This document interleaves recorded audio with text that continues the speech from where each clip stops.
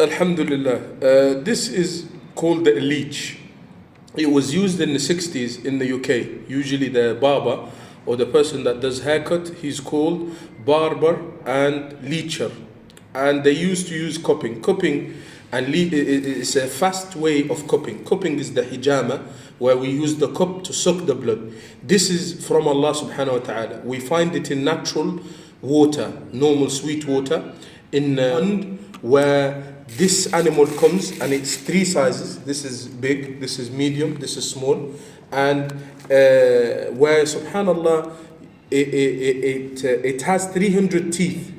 It catches the skin of where the pain is, it sucks the blood, and it puts 100 different chemicals, natural chemicals. These natural chemicals, they open the blood vessels and the arteries, and it protects from blockages, it protects from pain. Also, it sends signals to the neural system in the brain to reduce any type of illness. So alhamdulillah, this is from the things that Allah has given to us to make it as shifa.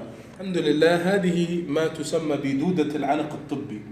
دودة العلق لها أكثر من 500 نوع. هذه 500 نوع 50 فقط علاجية، لكن صعب أن تجدها في أنحاء العالم. 2 أو 3 مشهورات نستخدمهم مثل هذه، تسمى هيريدو ميديسيناليس وهيريدو أبيسيليس. الهيريدو كلمة لاتينية بمعنى دودة، وهذه الدودة طبية توجد في البرك الحلوة أو البرك المائية، ولها 300 سن من الأسنان لا ترى إلا بالعين المجردة، تمسك في الجلد أو في البشرة أو في المكان الذي فيه ألم، وتمص الدم الذي لا يحتاجه الجسم، وتعطي 100 أنزيم، 100 فيتامين، 100 فائدة طبيعية من الله سبحانه وتعالى. اختبرناها في المختبرات ووجدنا أن 100 فائدة هذه أو 100 أنزيم لا توجد في جميع المواد الصيدلية في الصيدلية، في الطبيات غير موجودة سبحان الله. فهذه من نعم الله سبحانه وتعالى علينا.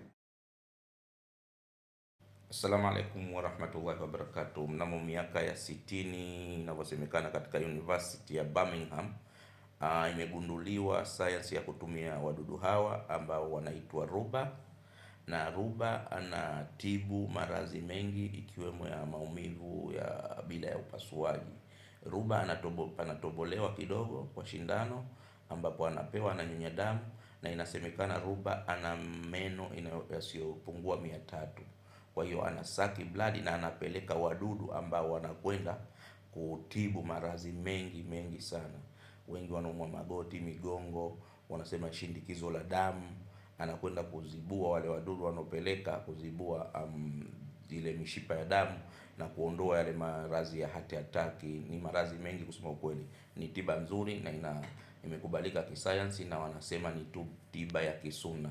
Watu wengi waliokuwepo Saudia, Egypt na nchi nyingine wanatumia tiba hii. Kwa hiyo tusiwe tunakimbilia India kwenda kupeleka mwili yetu kupasuliwa bila kutumia njia hizi na rahisi na ziko salama zaidi. Assalamu alaikum warahmatullahi wabarakatuh.